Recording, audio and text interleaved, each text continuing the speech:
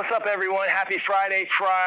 Welcome to CNN headquarters here in Atlanta, Georgia, where it is a perfect 80 degrees, perfect for the last official Friday of summer. That's right, Monday at 2:19 p.m. Eastern Time.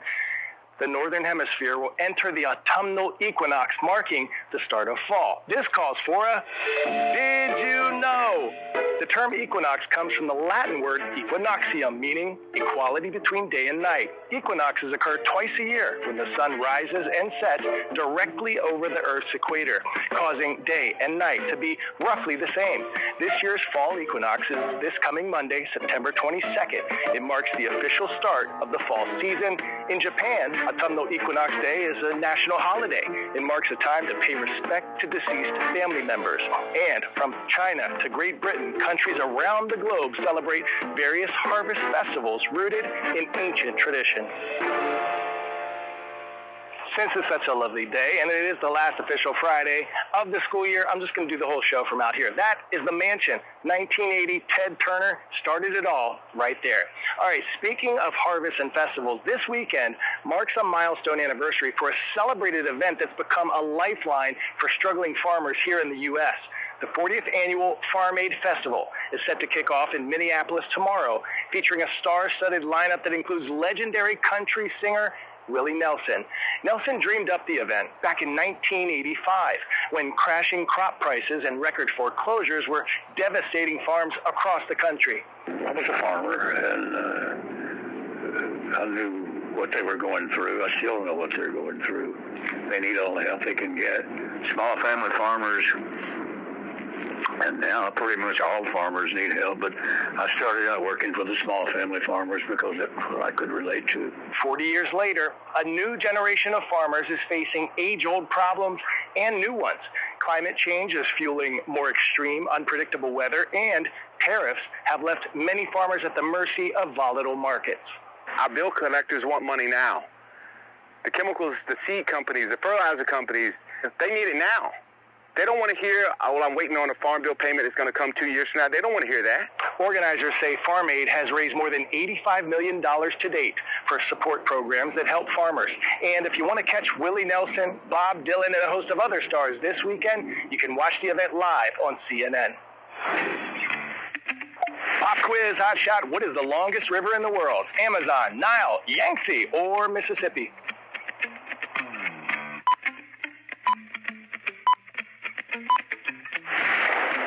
If you said Nile, you're right by a mile. Actually, about 132 of them.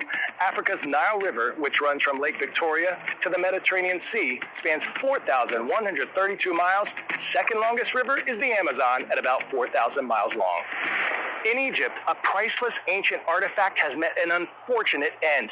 Authorities in the capital city of Cairo were on the hunt for a missing 3,000-year-old golden bracelet that disappeared from a restoration lab. The lab was located at the Egyptian Museum, which displays some of the country's most storied cultural pieces. The priceless jewelry once belonged to a pharaoh, King Amenemop, whose tomb was rediscovered in 1940. Photos of the ancient bling were circulated at airports, seaports, and border crossings in an effort to foil potential smugglers. Officials at Egypt's Interior Ministry finally cracked the case, but it was too late. They say a restoration specialist took the bracelet, then sold it, and the artifact was eventually melted down. The suspects have been arrested, and the proceeds from the sale, only about $4,000 were seized. Doom scrolling, bed rot, you've heard the terms. A recent study from the Pew Research Center shows that nearly half of U.S. teens say they're on social media, quote, almost constantly. That's up nearly 25% from a decade ago. And 96% of teens say they use the internet daily. But after growing up chronically online, some Gen Z activists are leading a movement to take back control of their attention by logging off of addictive social media apps. Our Phoebe Golson spoke to one of them. I reached a breaking point. I distinctly remember hearing a buzz of a notification, having a Pavlovian response to grab for my phone. Why am I being controlled by something else? I'm someone who values control and agency, and I'm just giving that all away like a dog, literally responding to a bell or a whistle. Gen Z tech activist Emma Lemke is one of a growing number of teens and young adults, leading a movement to take back control of her attention by logging off. They're pushing back against addictive platforms, not just for themselves, but their peers, and experts say they're onto something. Teenagers are very smart, and my students all tell me that they know that social media is really, really bad for them. The problem is that it's so difficult to disconnect. I do think it's very significant that teenagers are increasingly recognizing that something needs to change, and that's often a shock to adults. Nearly half of U.S. teens today say they're on social media almost constantly, according to Pew Research. For many, disconnecting feels impossible, especially when everyone else is still online. Researchers asked college students, how much would we have to pay you to deactivate Instagram or TikTok for 4 weeks? The average amount was $50. Now, how much would we have to pay you if everyone else here did the same? The answer is that the college students were willing to pay the researchers to make that happen. Users are questioning more than just how much time they're on social media.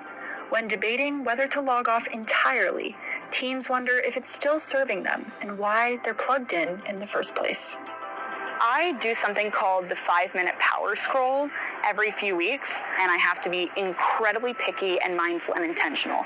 So every photo I go through, I'll stop and say, how does this make me feel? And I have to act based off those feelings. So if I feel frustrated and I don't like the content, I'll unfollow the person. And I do that every few weeks as kind of a digital reset, as a way of maintaining a digital experience that serves me rather than exploiting me. You've seen people post videos about digital detoxes. You've seen other larger celebrities and other influencers take breaks. I have taken a break from social media for my mental health. I think it is the role and job of individuals in Gen Z and other generations to help continue to raise the status quo, to talk about healthier habits and to pursue them without judgment.